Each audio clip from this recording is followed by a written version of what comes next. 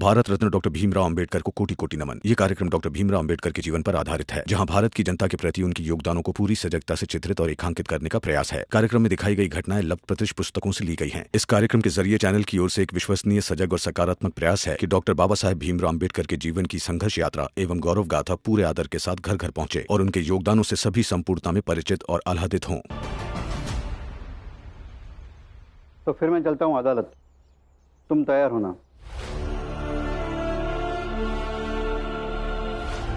बात केस की होती तो तुम्हारी इतनी फिक्र नहीं होती,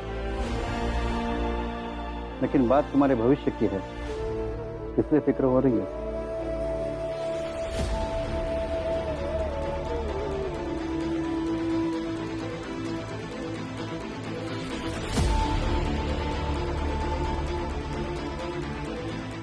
कॉलेज तो खुल जाएगा,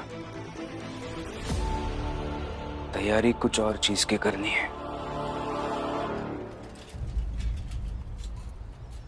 ओह, अच्छा हुआ तुम यही मिल गया, हम तुम्हारे पास ही जा रहा था। क्यों?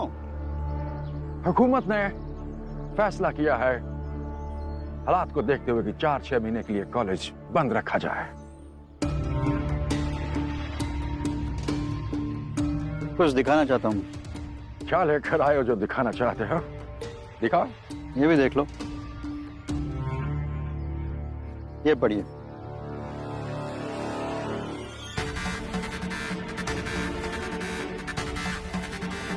पिछले बहस में हमने कहा था कॉलेज खुलने के बाद की जिम्मेदारी अगर भीमराव लेते हैं तो कॉलेज खोला जा सकता है। उसने ये जिम्मेदारी ले ली। कैसे हो सकता है? How it's possible? इतना कम उम्र का बॉय इतना बड़ा जिम्मेदारी कैसे ले सकता है? यही तो खासियत है भीमराव की। भीमराव बहुत अच्छा लड़का है, पढ़ना चाहता है, पढ़ने दो उसे। क्यों अपनी व्यक्तिगत खींच और ईर्ष्या निकाल रहे हो? मैं आपका दोस्त हूं इसलिए कह रहा हूं। No, no, no. तुम हमारा दोस्त नहीं है। इस समय तुम वकील है और फीस भी ले चुका है, इसलिए माय डियर वकील, जो कह रहा हूं वही करो।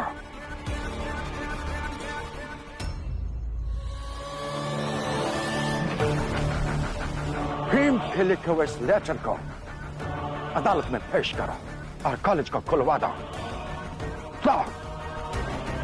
अभी तो हम 4-6 महीने के लिए कॉलेज को बंद करवाने के बारे में सोचा था, लेकिन अब जिंदगी भर के लिए भीमराव को लेसन मिल जाएगा और उसका पढ़ाई भी छूट जाएगा। स्टीफन, जाने दो ना। अब तो वही होगा जो हम चाहता है। अंडरस्टैंड?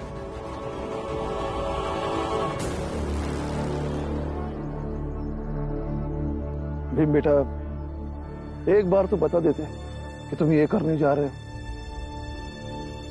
बाबा, निर्णय तो मैंने ले लिया है, अब बस आप सबका साथ चाहिए। आपका, बाला भैया का और चाल के उन लोगों का भी जो चाहते हैं कि मैं आगे बढ़ूं, मेरी छात्रवृत्ति मुझसे छीनी ना जाए।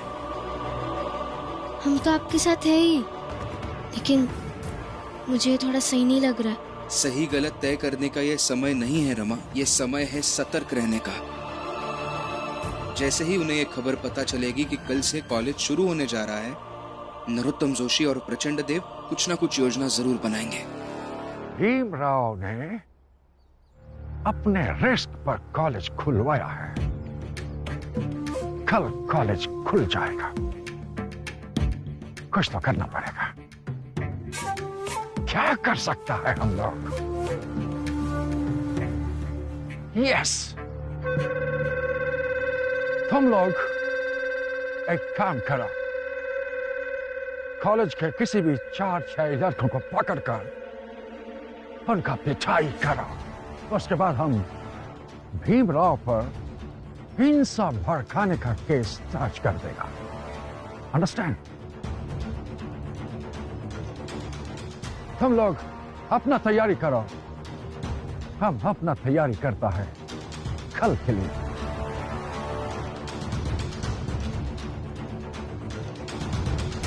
भीम, वो लोग जरूर कुछ बच्चों पर हमला करेंगे, लेकिन हम इतने सारे बच्चों को कैसे बचा पाएंगे? नहीं बाबा, मुझे ऐसा लगता है कि वो दोनों कुछ अलग ही योजना बनाएंगे। नरोत्तम, हमला उन लड़कों पर नहीं होगा। हमला इस अंग्रेज पर होगा। इसे जितनी ज्यादा चोटें आएंगी, भीमराव की मुसीबत उतनी बढ़ जाएगी। यही होगा, बिल्कुल यही होगा प्रचंडदेव जी। और इसी के साथ उस भीमराव का कॉलेज खुलवाने का इरादा ही रह जाएगा। और इसीलिए हमें बचाना कॉलेज के बच्चों को नहीं है, बल्कि बचाना है उस अंग्रेजी अधिकारी को। लेकिन भीम, अगर हमें उस अंग्रेजी अधिकारी को बचाना है तो हमें उस पर नजर रखनी होगी, और किसी को भनक भी लग गई तो हमारी योजना फंस सकती है। फंस सकती है बाला भैया, जरूर फंस सकती है, लेकिन फंसने नहीं देनी है किसी भी हाल पर। लेकिन भीम भाव, वो हम करेंगे कैसे?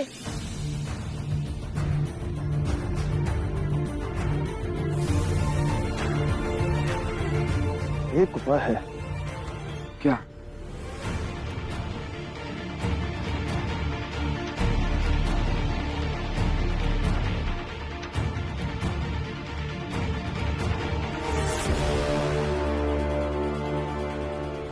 ठीक है बाबा।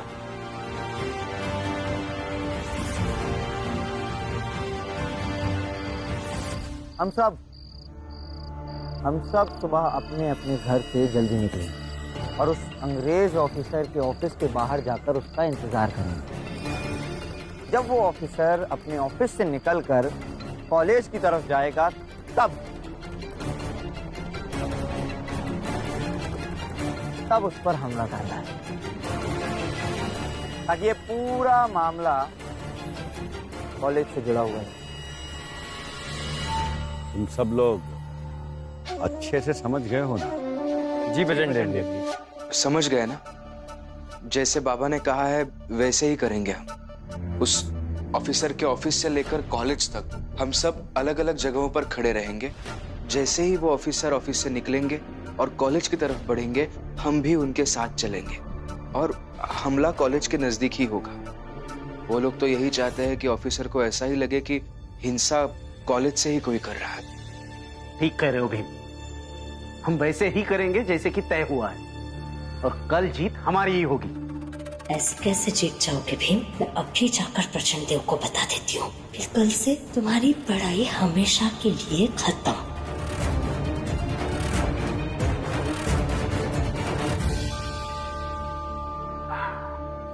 चलो सब लोग खाना खा लो। जीजा भाई, खाना परोस दो।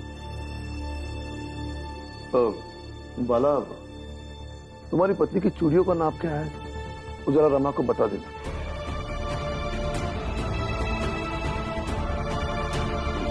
पर क्यों बाबा? तुमने तो अपना धर्म निभाया नहीं, लेकिन हम तो अपना धर्म निभाना जानते हैं। तुमने शादी की, लेकिन हमें बताया नहीं। कोई बात नहीं, रमा और लक्ष्मी तुम्हारी पत्नी से मिलने जाएंगे, तो चूड़ियां देने की परंपरा है। भैया, मैं भी इन लोगों के साथ चली जाती हूँ। मेरा तीनों बहुओं को एक साथ देखने का सपना पूरा हो जाएगा। हाँ मीरा, बिल्कुल चली जाना। जीजा भाई, क्या हुआ? खाना मिलेगा या नहीं? जीजा भाई। बाबा, मैं खाना परोस देती हूँ। और बाला भैया, आप खाना खाकर ही जाइएगा। तो जीजाबाई इतनी रात को कहाँ चली गई?